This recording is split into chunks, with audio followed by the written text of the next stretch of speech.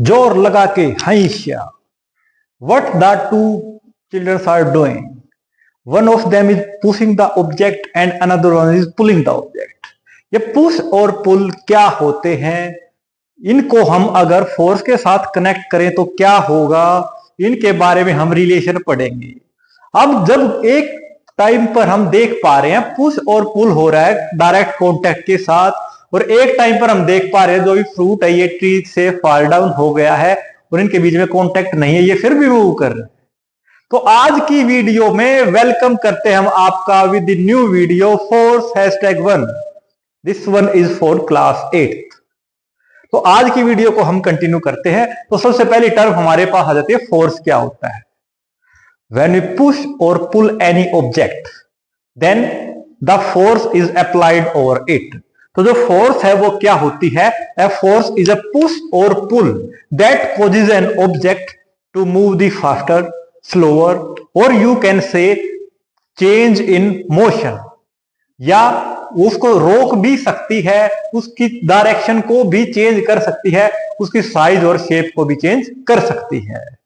अगर बात कर लें, बिना फोर्स के कोई भी मोशन पॉसिबल होता ही नहीं है।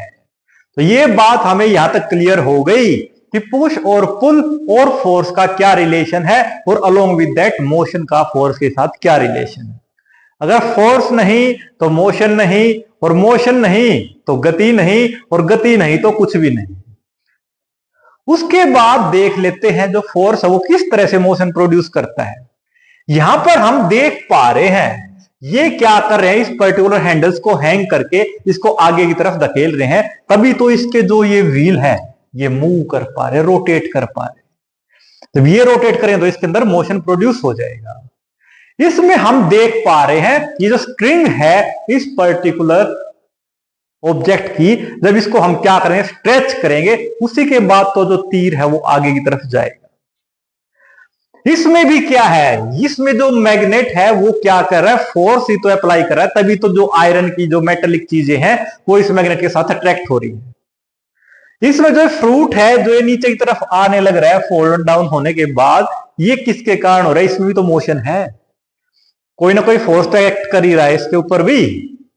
ऐसे यहां पर ये जो पर्टिकुलर साइकिल है ये ऊपर से नीचे की तरफ क्या होते हुए आ रही है, मूव करते हुए आ रही है। इसके पीछे क्या रीजन है। ऐसे यहां पर स्केटिंग हम करते हैं, उसमें भी मोशन, उसके ऊपर भी फोर्स एक्ट करते हैं। इन सारी चीजों के बारे में हम पढ़ने वाले हैं। अब जो फोर्स है ये तो हमें पता लग गया, पुश और पुल ऑफ है बॉडी क्या होती है, फोर्स होती है, जिसको चेंज किया जा सकता है। लेकिन जो फोर्स है वो किस किस चीज को चेंज करता है वो भी तो बात देखने की है। जो फोर्स है वो चेंज कर सकता है पोजीशन ऑफ अ बॉडी, ठीक है, स्टेबल टू मोशन। वो कैसे, एक ऑब्जेक्ट मान लिया इस पर्टिकुलर पॉइंट पर लाई कर रहा है, इसके ऊपर जब फोर्स अप्लाई करें तो ये इधर से शिफ्ट होकर उधर चला जाएगा, तो पोजीशन चेंज होगी या नहीं होगी। लेकिन मोशन के केस में होगी। जो फोर्स है वो डायरेक्शन को भी चेंज कर सकता है। हम गाड़ी चलाने लग रहे हैं, हमने उसके स्टीयरिंग के ऊपर फोर्स लगाया तो उसकी डायरेक्शन क्या हुई, चेंज हो गई। बिना फोर्स को अप्लाई किए तो डायरेक्शन चेंज नहीं हो सकती, ऐसा तो पॉसिबल होता ही नहीं है।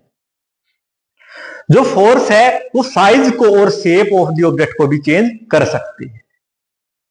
ये भी बात हमें पता है, हम किसी भी चीज के ऊपर जब जोर आजमाइश करते हैं तो उसकी शेप चेंज हो जाती है, या तो सिकुड़ जाती है, और फिर वापस रिएक्शन में वो क्या हो जाती है, कॉन्ट्रैक्ट होने के बाद रिलैक्स हो जाती है। ये बातें क्या है, जो फोर्स उसके इफेक्ट्स हमने बताए हैं, जो फोर्स है वो क्या क्या इफेक्ट डालती है। अब उसके अकॉर्डिंग हम देख लेते हैं, जो फोर्स को हम 2 तरह से क्लासिफाई कर सकते हैं, कॉन्टैक्ट फोर्सेस और नॉन कॉन्टैक्ट फोर्सेस। जैसा हमें नाम से पता लग रहा है कॉन्टैक्ट, जब कोई एक पर्टिकुलर ऑब्जेक्ट या एक पर्टिकुलर ह्यूमन दूसरे किसी ऑब्जेक्ट के ऊपर जब फोर्स अप्लाई करता है डायरेक्ट कॉन्टैक्ट में आने के बाद, ऐसा तो है नहीं कि हम जादूगर हैं और हम दूर से ही क्या कर देंगे, ऑब्जेक्ट को मूव करवा देंगे। तो जब हम किसी भी ऑब्जेक्ट के ऊपर फोर्स लगाना होता है तो हम उसको टच करते हैं और तभी तो उसको पुश या पुल करते हैं।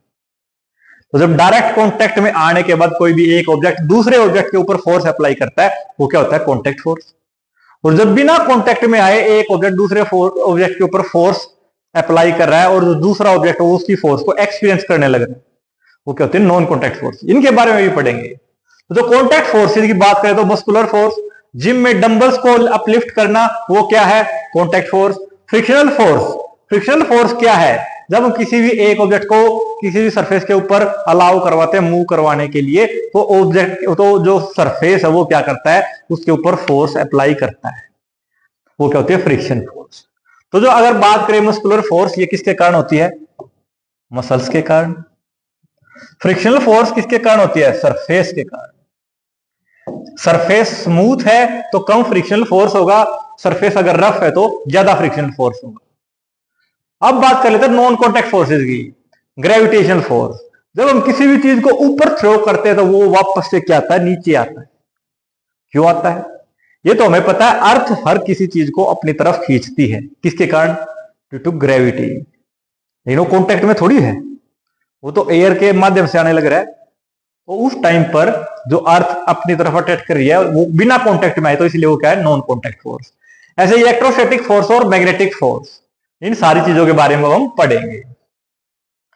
सबसे पहले हम एग्जांपल के अकॉर्डिंग देख लेते हैं कॉन्टैक्ट फोर्स क्या होती है।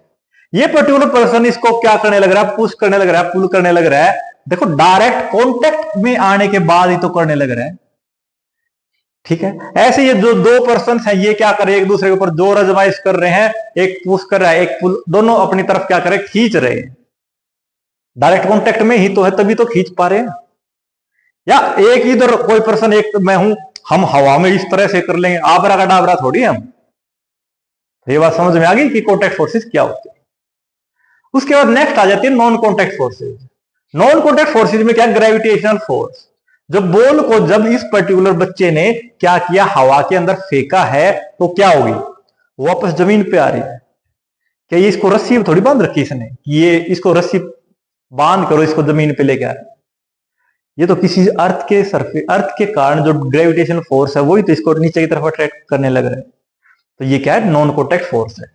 ऐसे ही हमने क्या करा, एक पर्टिकुलर चार्ज कंडक्टर को फ्रीली सस्पेंड कर दिया, तो वो ऑटोमेटिकली क्या होगा, जब दूसरा हम चार्ज पार्टिकल को लेके आएंगे तो उसको अपनी तरफ अट्रैक्ट करेगा, रिपेल करेगा, वो उनके नेचर के अकॉर्डिंग होता है।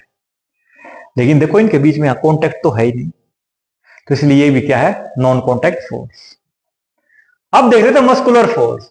जो मस्कुलर फोर्स है ये क्या होती है, ये वो फोर्स होती है जो अप्लाई की जाती है using the parts of the body. जैसे कि अगर बात करें आप, आर्म्स हो गई, लेग्स हो गई, ठीक है, ये बातें हमें क्लियर है। और एग्जांपल के अकॉर्डिंग देखें तो एक पर्सन इसको क्या कर रहा है, पुश करने लग रहा है, एक इसको करने लग रहा है पुल। ये इनके अंदर मसल्स का यूज होने लग रहा है डायरेक्टली। ये क्या है, मस्कुलर फोर्स है, और ये किसका एग्जांपल है, कॉन्टैक्ट फोर्स का। और नोट्स के लिए आप यहां से इन चीजों को मेंशन कर सकते हैं फॉर दी बेटर एक्सप्लेनेशन। ये भी बात हमें क्लियर हो गई। दूसरी बात आती है फ्रिक्शन। भाई फ्रिक्शनल फोर्स का ही दूसरा नाम क्या होता है, फ्रिक्शन। जब हम किन भी दो ऑब्जेक्ट्स को, मान लिया एक मेरा हैंड है और एक क्या, ये पेन, जब इस पेन को मैं इसके ऊपर ऐसे मूव करवाऊंगा ना, स्लाइडिंग बोल लो आप, रोलिंग बोल लो, तो हो सकता है अगर मेरा हाथ स्लिपरी होता तो ये जल्दी से स्मूथली मूव कर जाता। लेकिन अब रफ सरफेस है तो क्या करेगा, मेरा हैंड इसके ऊपर फ्रिक्शनल फोर्स क्रिएट करेगा और इसको रोल करने में प्रॉब्लम होगी। तो यही बात जो फ्रिक्शन है, ये क्या होती है, रेजिस्टिव फोर्स होती है। ये कॉज की जाती है by the two surfaces sliding across each other. जैसे अगर आप यहां पर बात करें, ये क्या है, सरफेस, और इसके ऊपर ये क्या है, बॉक्स। तो एक दूसरे के ऊपर क्या करते हैं, देखो यहां में ये प्लेन दिखाई दे तो इस पे ये इजीली मूव कर जाएंगे। लेकिन अगर इस पर्टिकुलर मोमेंट पर देखते हैं तो ये क्या, जिगजैग है, जिगजैग है, तो क्या होगा, ये एक दूसरे को इजीली मूव नहीं करने देंगे। और क्या करते हैं, ये हमेशा ही क्या करते हैं, एक्ट करते हैं ऑपोजिट डायरेक्शन में करते हैं। मतलब अगर हम इस ऑब्जेक्ट को इस तरफ मूव करवाने की कोशिश करेंगे तो फ्रिक्शनल फोर्स किस तरफ एक्ट करेगा, फ्रिक्शनल फोर्स इस तरफ एक्ट करेगा। यही बात हमें क्लियर होगी फ्रिक्शनल फोर्स क्या होती है। उसके बाद आता है ग्रेविटेशनल फोर्स। जब हम किसी भी चीज को अपवर्ड डायरेक्शन में थ्रो करते हैं तो वो चीज वापस से जमीन पर ही आकर गिरती है, चाहे हम उसको कितनी ही ज्यादा फोर्स के साथ थ्रो करें।